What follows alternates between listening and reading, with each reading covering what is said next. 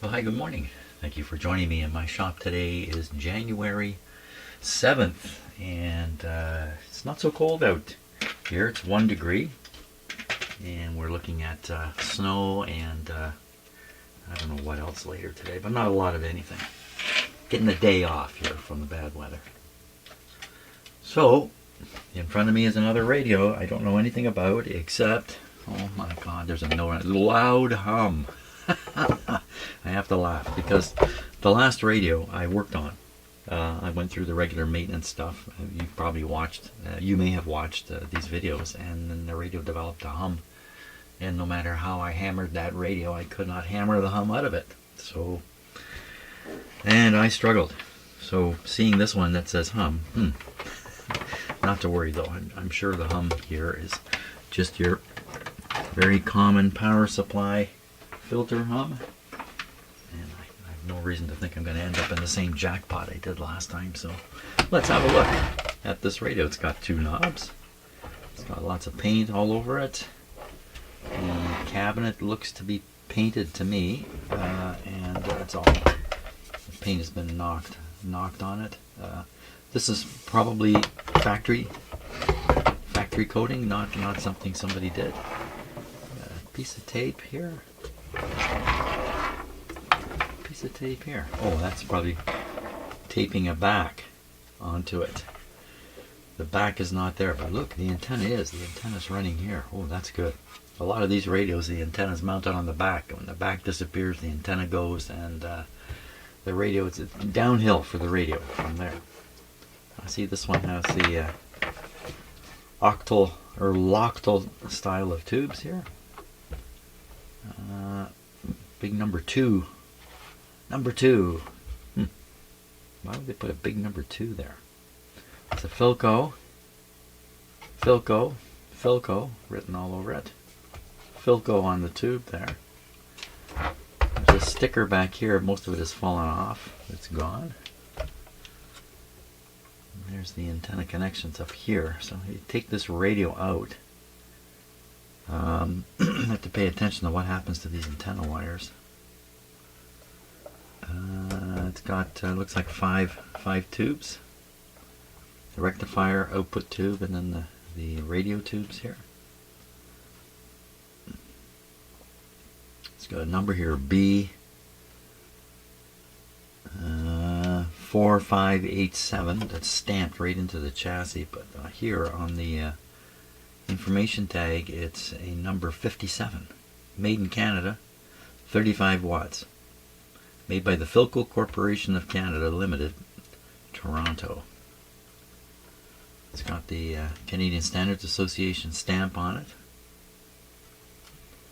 And I don't see any asbestos down here, but it could be asbestos underneath it. Looks like it has a bottom plate. Can't tell for sure. But it looks all intact. It's all there. Excuse me. Suppose we should give it a try. Loud hum. Should we try? Probably not. Probably not really. Guess it's pretty stiff. Got this jammed in here a little too far. Still quite stiff to turn this. It's got frequency above and meters down below. Not that anybody ever used meters except ham radio guys. Okay, well let's take it out. We can assume we don't have to hear the hum ourselves. Okay, it's got 3 screws, 1 missing.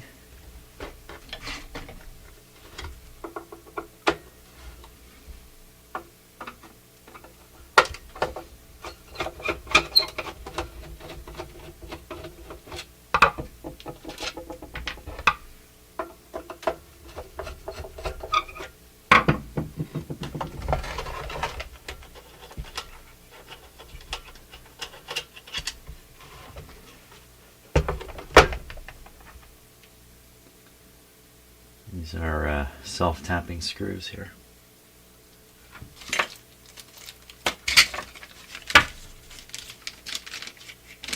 Pretty long. long screws.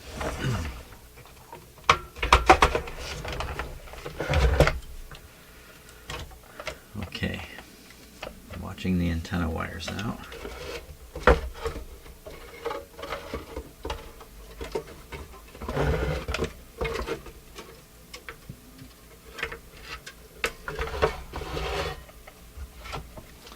Okay, they come out intact.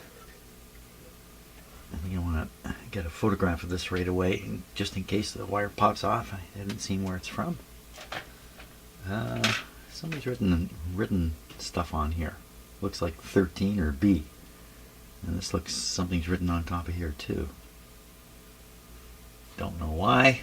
Why would somebody do that? Let's see. Looks like it's a permanent magnet. I can't quite see in there. Looks like a permanent magnet speaker.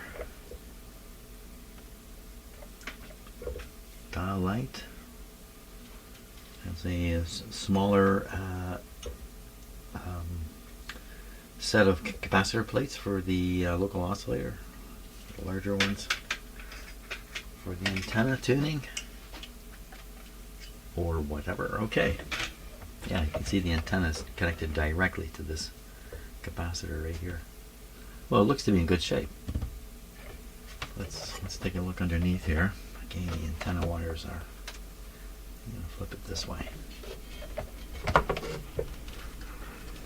The antenna. Oh, I didn't take that photo. Well, we'll just take a peek. Ooh, look what somebody's done. These things. They've left. What's this? This looks like a capacitor shoved in a shell of something else. What's going on here?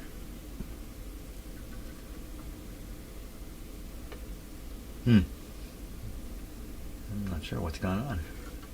Some good quality capacitors there. Watch the antenna wires, check. Okay. The filter capacitor, it's not up on top here. I flipped over again.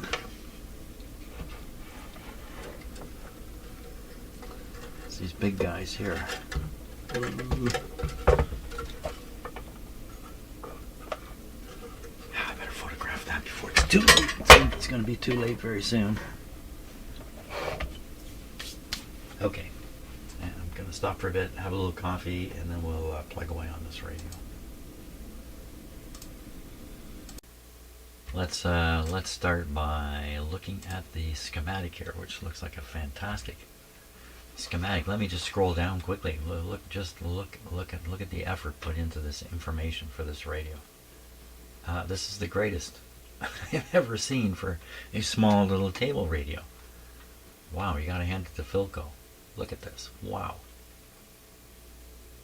Look at this. I've never seen stuff like this in a manual of this sort before.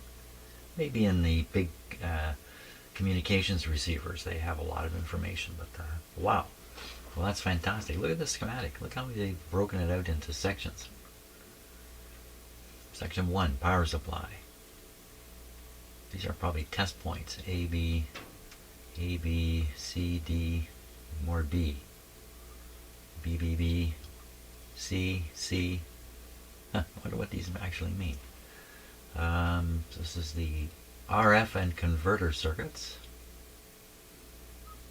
The IF detector and AVC circuits. The audio circuits. Wow, this is really nicely done. Really nicely done. Oh, looks like they've got one of these special capacitors down here. And somebody has drawn in 0.02 across it, it looks like. So these are resonant. This is a capacitor where it's hard for me to explain this. The plates have been manipulated, or the foils manipulated in such a way that it introduces an increased inductance inside the capacitor. And if you do it right, you can match the inductance with the capacitance and get a resonance at some desired frequency. And what is that? I'm not exactly sure. But commonly what happens is, and I've come across this before, you can't really fix this or replace this. So you just replace it with a .02 and don't sweat over it after that. Here's another thing where somebody's written something in here. Not sure what that's about. Okay, just look a little longer at this. Troubleshooting procedure. Well, this is well worth reading through. This is where the engineer is going to lend a lot of his knowledge through here. Engineers, a circuit description, something you don't normally get. Actually explain how the radio operates. This is really a top piece of service information here for sure. And this is the alignment instructions here. Lovely. Okay, so what we want to do is we want to observe a couple things. First of all, the power supply is a three section power supply with looks like 220 ohm and 1200 ohm resistor here, not using the field coil. There is no field coil. I'm guessing this is the output transformer here. No field coil, and this is in the positive side. The last radio I worked on, there was a field coil in the negative side, and that just caused no end of difficulty in my head trying to figure stuff out. So this one's typical of most radios and kind of all makes sense to me. Okay, that's good. Then this is what we need to find and replace. A 40, a 20, and I think that says 25 there. I think in this radio there are 3 separate capacitors. What's he talking about over here? RF and audio signal path, oscillator signal path, all resistor values, fixed, variable, trimmer, electrolytic. Okay, really good. This is just really good. They're laying out their symbols. What's this guy up here? White dot. 1400. I'm not exactly sure what that is. IF is 460. Okay, 3 capacitors we need to find in the radio. Okay.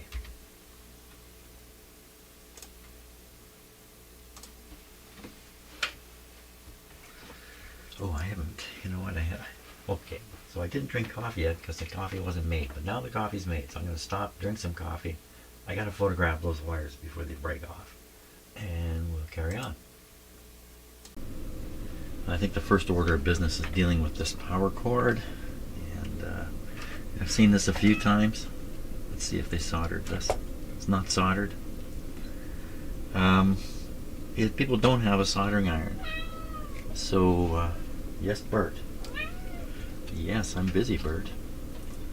And they opt to do this, and they attach it to the original wires, which are failing, right? That's why they're replacing the cable. The original wires are cracking, like this, like that. I've got a cat climbing up my back here. Can you just wait a few minutes? Okay, that's good. The tape here also, although this is a little bit adherent, this black tape is bad news in these radios. Sometimes you'll come across a tape, I think some people call it friction tape. In Canada we call it hockey tape. That stuff is great. You put that on in 1935 and come across it now, it's still in good shape. This stuff dries up, and I'm not going to be able to get it off here. Why even bother? I want to see where the wire goes.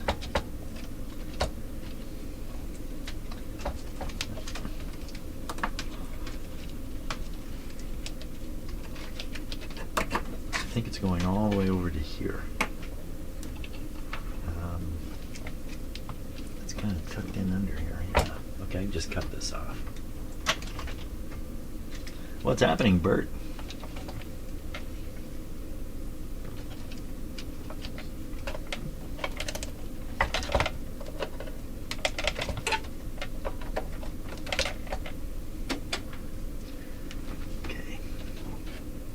Oh no, we want to save this. I'm going to use this wire.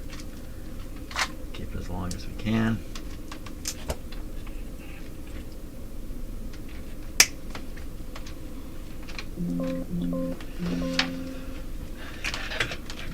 Cat on the keyboard, that's what that is. Are we still on the air here? Yeah. Oh my gosh, Kitty, what is with you? You left me alone all morning till just now.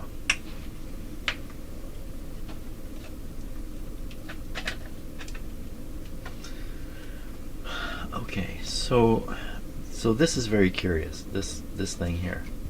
This might be the I don't know what's tied down to the chassis here. There's another one tied to the chassis right there. This has been done by somebody else. I can tell by the style of the way the capacitor has been installed. They've left the original, like they've had the original part. They've cut the part away and left a little tail, and they've made a spring-like shape in the new component and slid it over the tail, kind of like that, and then soldered it down. So this radio has been worked on. But why are these left behind?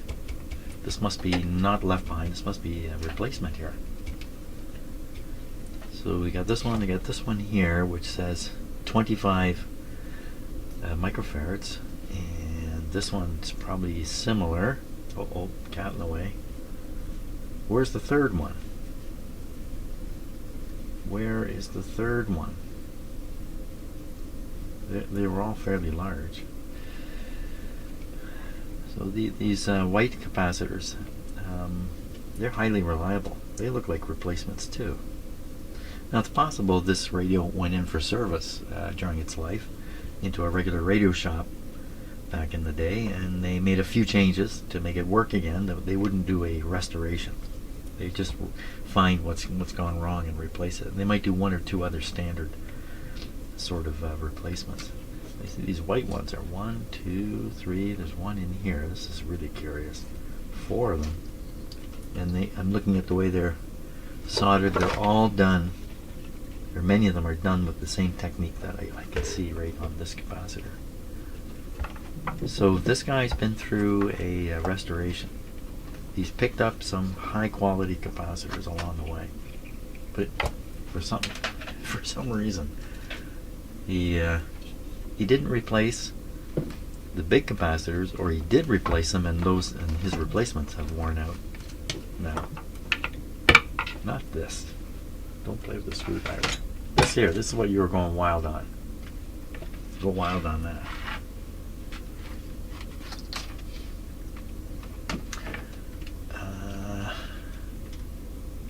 This is a 3-part capacitor, so that explains where the other part is.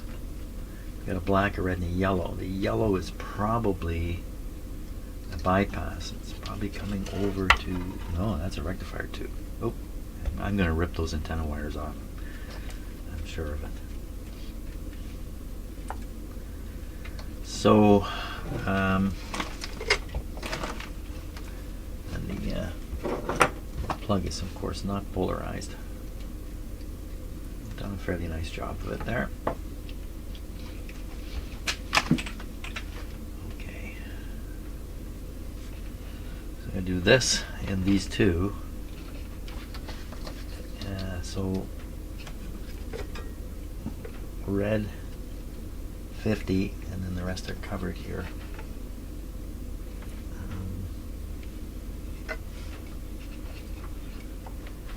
I'm looking at the bracket, how it's held in.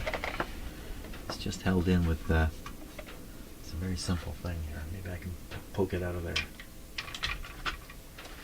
I don't know. It's underneath this piece of wood here, which is a spacer for the number plate. How did it get underneath there? They would have to be put there before this was put on. This might be original. That's what that would say.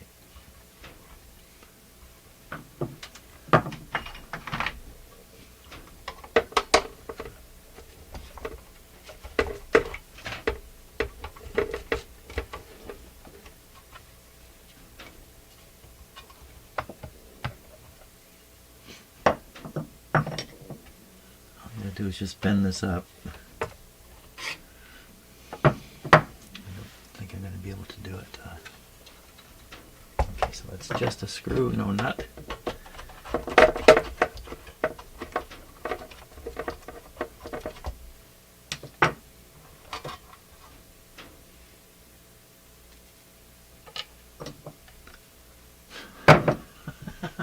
You're really trying here. You need a blade to get under this.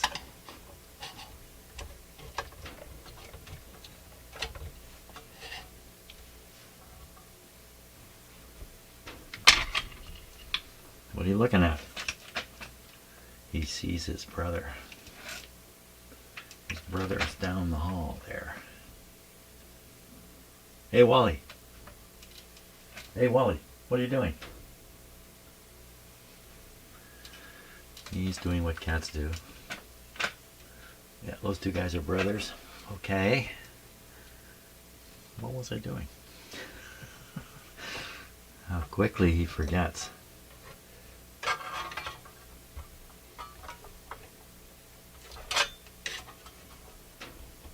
There.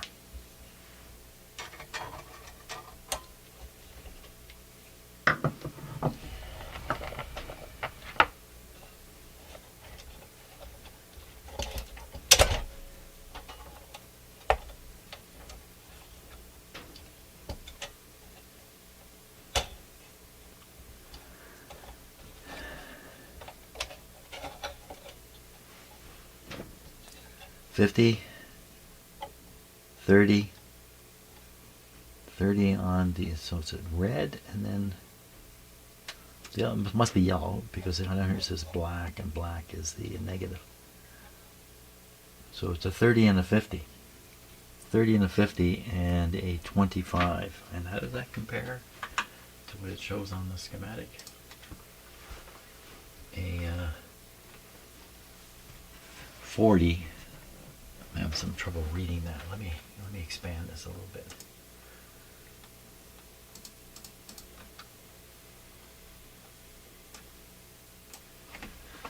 Forty, but the 40 is, it looks like it's penciled in. 40, 20, and 25.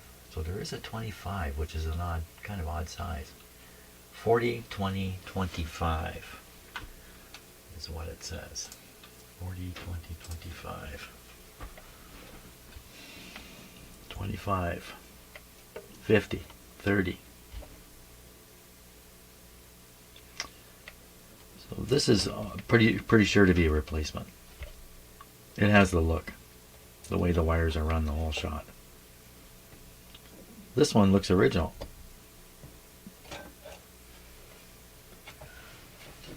Where's its wires? What's holding it in here? Nothing really. So there's a stiff wire. It has that same technique used. Maybe it's used. Is there any part that wasn't done that way?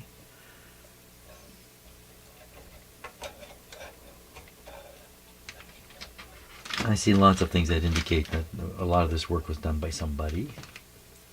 Okay, we can cut these wires here. I'll maintain their length because I'm probably going to use them. Okay, so that, well, assume the 20. We can assume the 25 is where the 25 should be, and what I'm trying to figure out is the red and the yellow. So I can see this 22. Looks like 22 ohm resistor here, and it's right between this terminal and this terminal, where the red and the yellow wire goes. So that's clearly the power supply. One side's the input, one side's the output side of it. Ooh, these wires are quite stiff. Ooh, wow. Can't be moving any of those.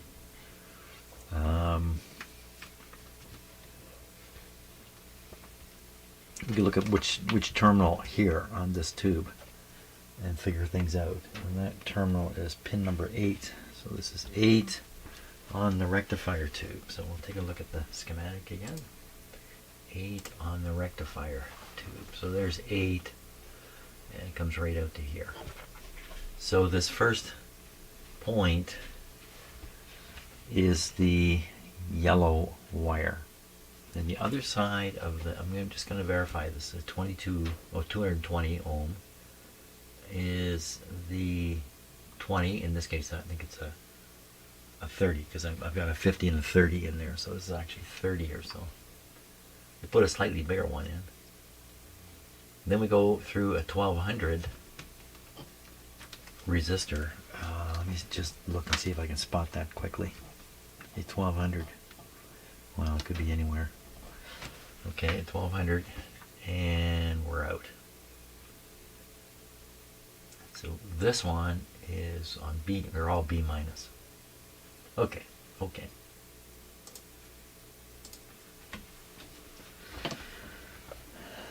So if we try to figure out the B minus for this one, well, it's going to be the stiff wire that's coming over to the on-off switch. There appears to be three terminals on the on-off switch. What's going on there? There does appear to be 3 terminals. I could understand 4. No, two of them are. So what's happened here? There's only 2 terminals.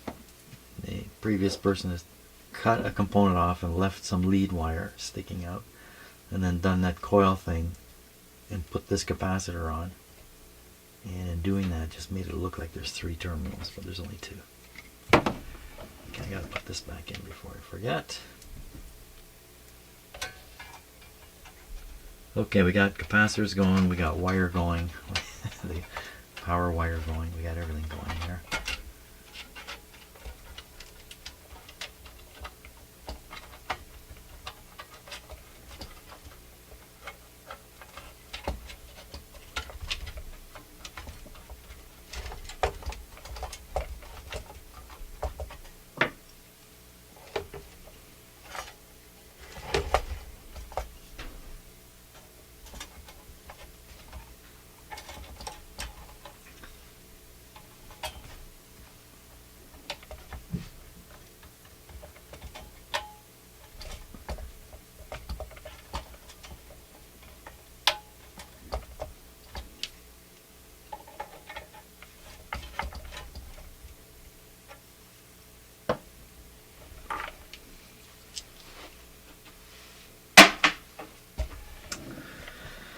Okay, we could remove this guy here. Yeah,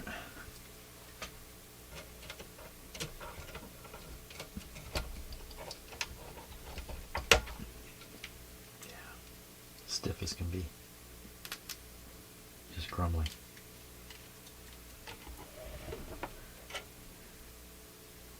And this wire wants to go all the way over to here. Am I going to make it? I doubt it. It's kind of close.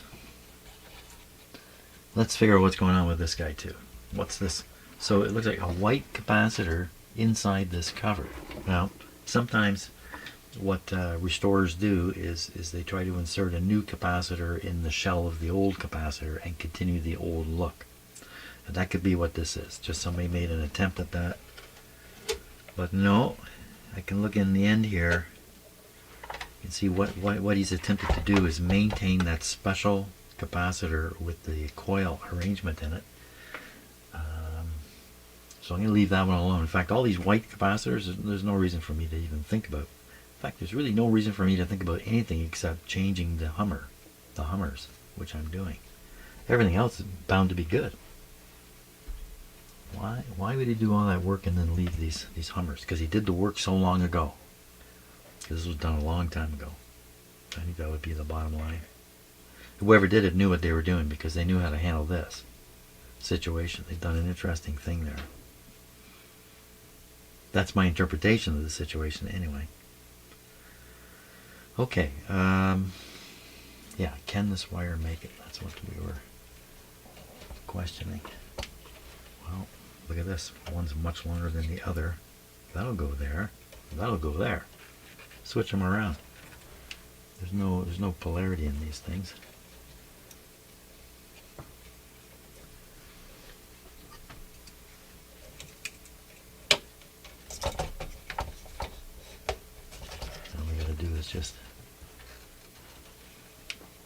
Kind of get it down where the original wire is, way down under there.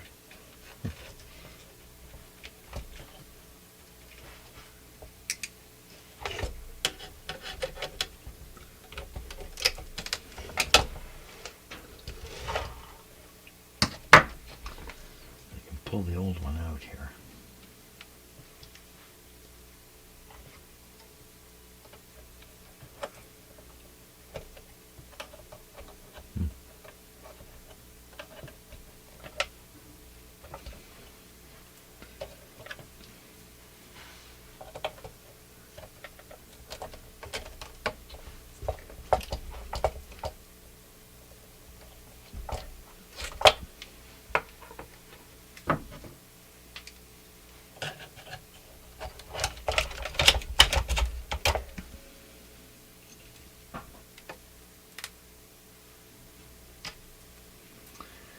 Okay, and then the new one, I want to run it right along that same line. There's actually a pipe. There's actually a little tube down there.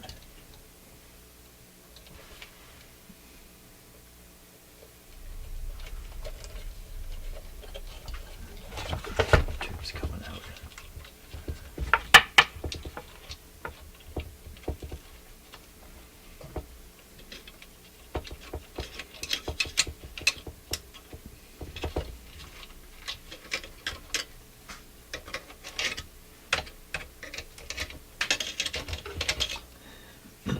So this resistor here is mounted on the chassis because it's bound to get warm. It's designed to get warm. And they put it on the chassis and they have this wire running right past it in this black tube. Get in there.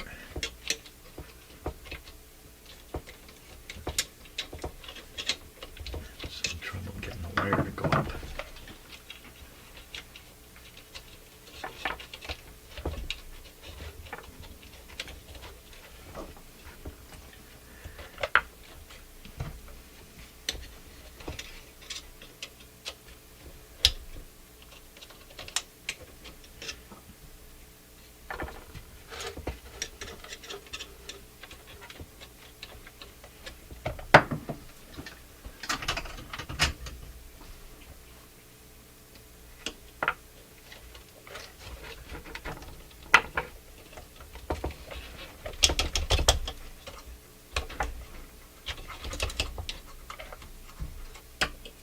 Okay, got the one wire in. This other one's going to come over this way.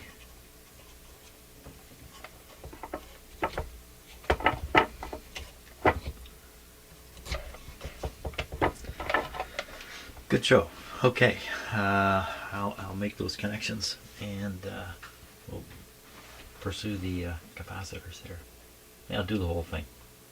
Get it ready to go.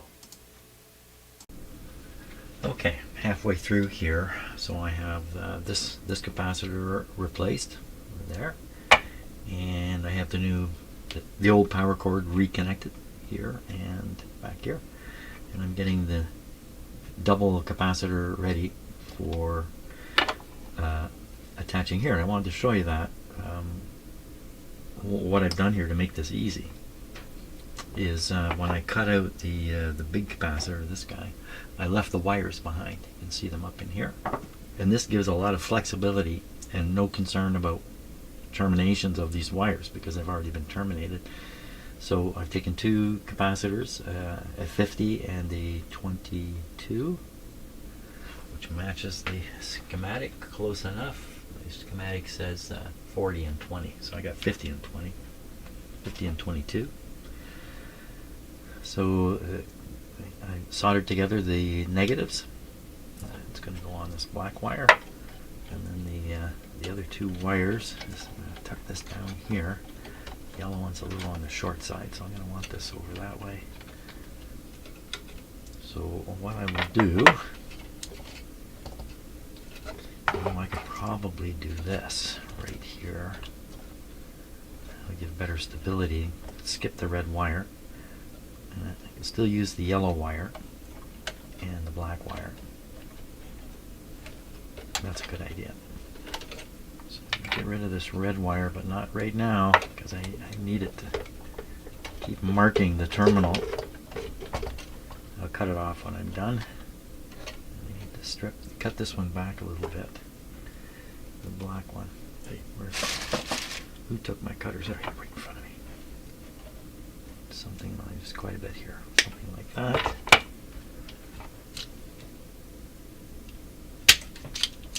And this guy here.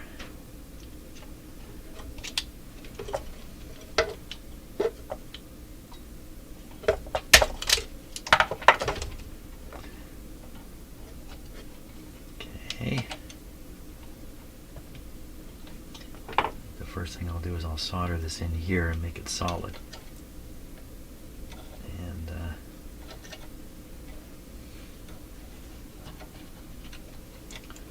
I'm going to make it solid on this connection. I wonder here.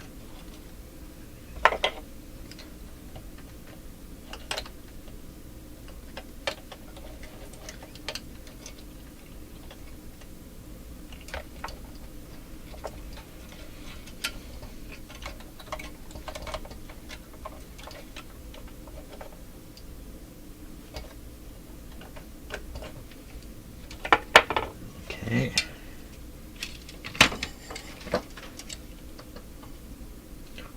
Ooh, which one am I putting here? I'm putting the 47 there. Ooh, wait a minute, that's wrong. I think that's wrong. I think we want the 47. Yeah, I'm doing this backwards. We want the 47 hooked up to the... Wait a minute now. So this is the input side, this is the output side of the pi filter. The input side should have the big capacitor on. I'm doing this wrong. Ooh, lucky I caught that. Okay, we'll turn this over, flip it up like this. Now we're going to put the smaller guy here on the output side.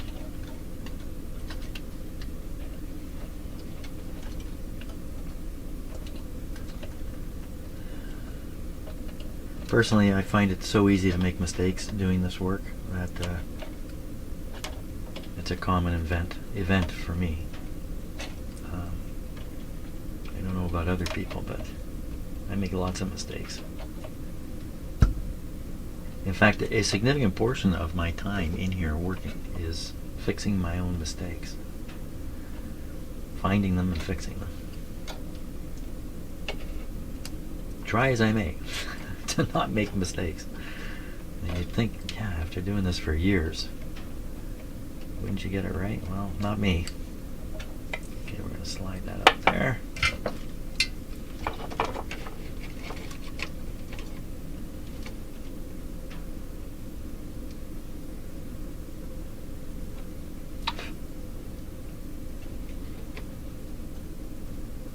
Okay.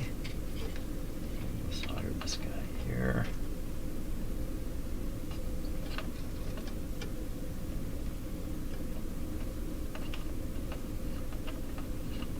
Okay. A little bit of excess wire to cut away.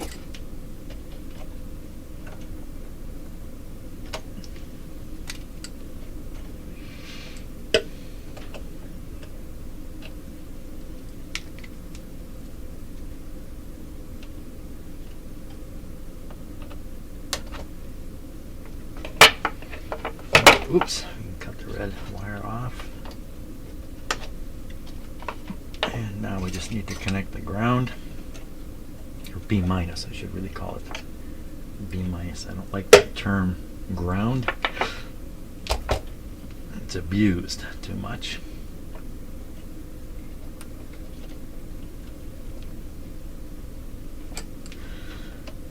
Actually, I only started understanding grounding properly when I read the IEEE Green Book on grounding.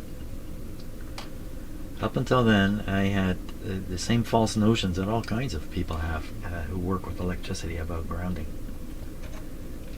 But once I read that book, my eyes were open.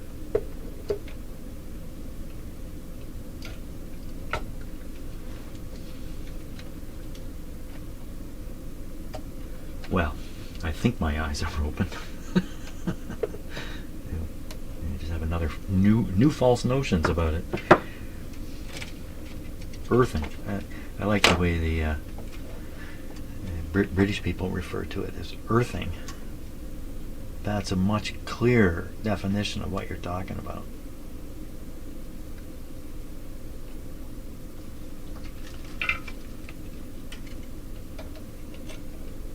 Okay, a little excess wire. Oh, that's not excess. You know what? It's better. Well, I'll leave it like that. It's okay like that. Squeeze it down. Good. Okay, so you know what? We're ready to operate this radio. Find out if that was really its only problem. This capacitor has ridden up above the.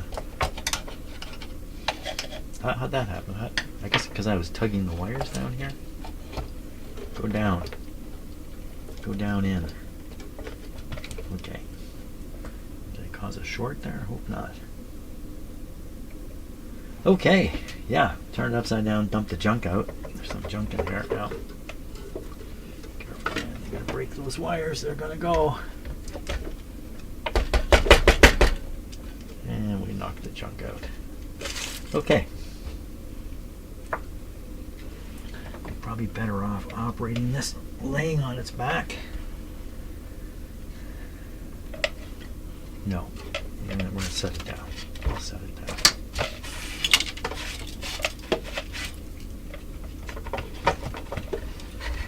Don't break the wires. Don't break the wires. Don't kill the whales. Okay, there we are. They did not break. Very good. Okay, coffee break time, and then we're going to turn this guy on and see what happens. Okay, I think we're ready to give this guy a try. Now, I have a way of powering the radio and restricting the amount of power that will come to it because we don't really know what's going to happen. Do we? Do we, Bert? No, we don't. Very nice cord. This is a very nice rubbery cord here. Okay, so what I use is a dim bulb system, which is these lights back here. These two lights, yes, I'm showing you. So if I arrange things right, based on this switch right here, there's no power now. If I flip the switch down, which you can't see, then the power that reaches the radio is going through those light bulbs on the way. And that restricts the power. And if there's a short or something really bad in here, then the lights just come on full and nothing bad really happens. And then if I flip the switch up, then I'm hooking it straight to the nuclear power plant. The local nuclear power plant. Okay. Where I live now, there is no nuclear power plant local here. But where I used to live, in the city of Pickering, where I raised, my wife and I raised our family, our house was almost exactly on the exclusion line. That's a kilometer from a nuclear power plant. One of the world's biggest and oldest and most powerful nuclear power plants in Pickering. I live 1 kilometer from it, so the electricity was really fresh there. Just beautiful electricity. Okay, are you ready, Kat? What are you doing? You're running around crazy. Okay, a little practice session. On, off, tuning. Not too much to practice. Oh, you're excited. You're all excited about this, eh? Me too. Okay, so here we go. So I'm just going to turn this off, and we're going to verify that these look like speaker repairs here. We're going to verify that the off is off. Okay, so I'm going to apply power. What do we see happening? The lights did not come on. The light did not come on. I can read the voltage here. 114 volts. Now, when I draw power, this 114 will drop because of the light bulbs will drop it. So they end up probably serving the radio with 100 volts or so in the end. Okay, so we are going to cut the power, switch this on. We're going to turn it up about a third of the way. Holy smokes. Can you just maybe stay still for a minute, Bert? Oh my gosh, he's looking for something. Hey, look, you missed it. Right here. Right here is this. Look what I saved for you. Look at that. You ready? Okay, I'm going to throw it down the hall and he's going to go after it. Hey, Bert, ready? Here we go. Oh, I didn't. I didn't get it. Oh, he's taking it down the hall. Good. Here.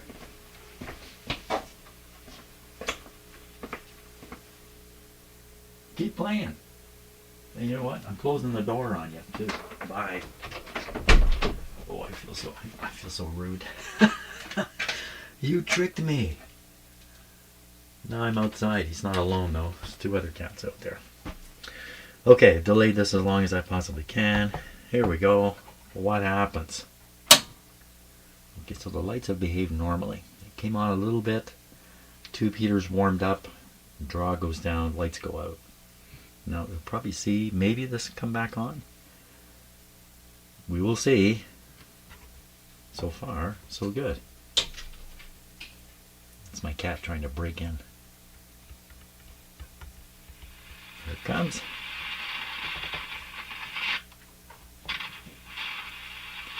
A little questionable on the volume control.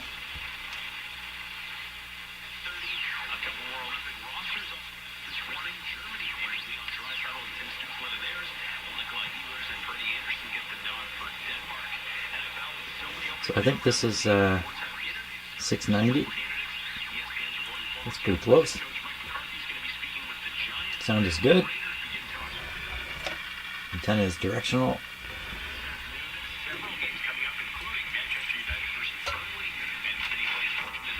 Ooh.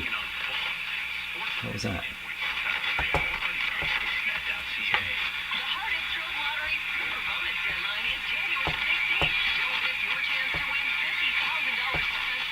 There's a moment where it hummed, but it's okay.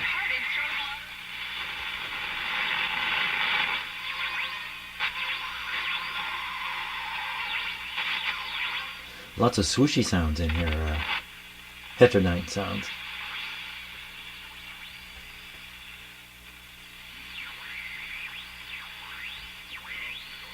It usually means a decoupling capacitor is not doing its job.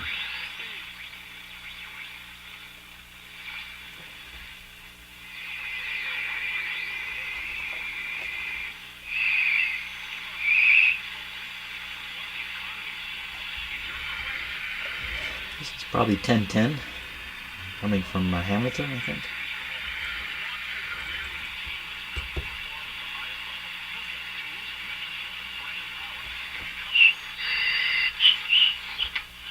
Ooh.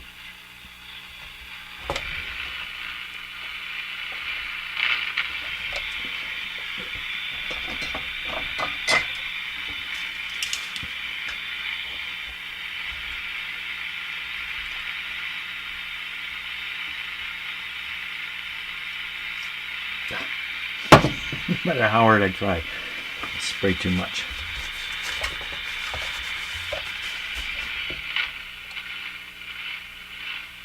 Oh, that loosened it right up. Okay. So do a little more. Do the ball bearings in here.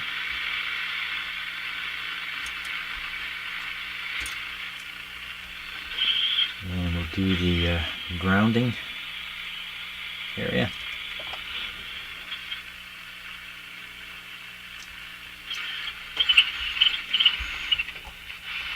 Very nice.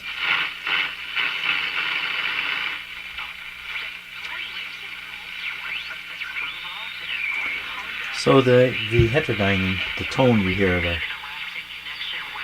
the swoosh, we got to get rid of that.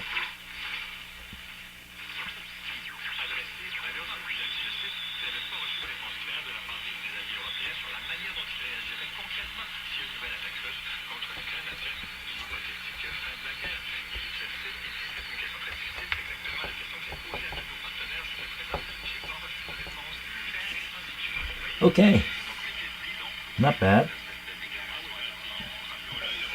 there's an antenna, like an external antenna connection here. Oh,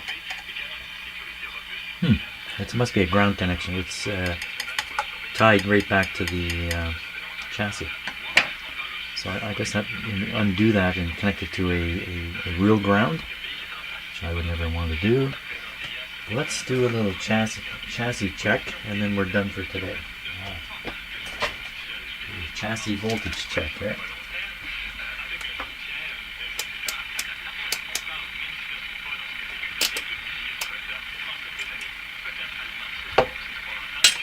So currently it's plugged into an isolation transformer, so you can't do much with that. So I'm going to unplug it from here. I'm going to plug it into a regular outlet.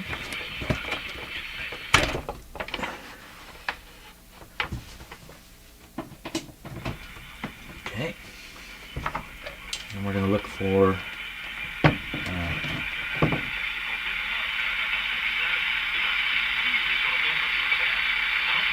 a lot louder, maybe higher voltage.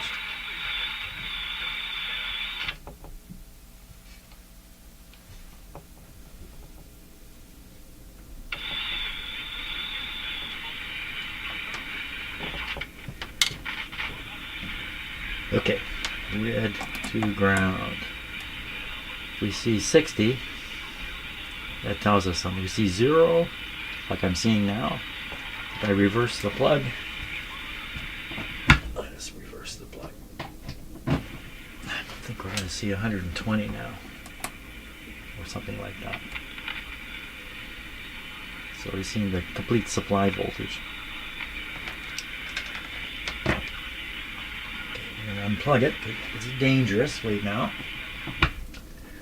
That's why I use an isolation transformer to work on this kind of stuff.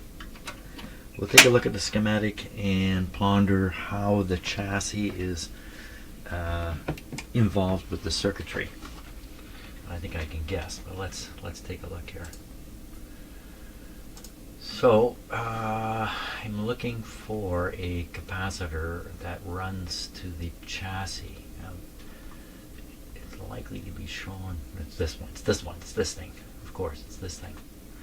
And so that's that weird thing. I think we saw the so 0.02.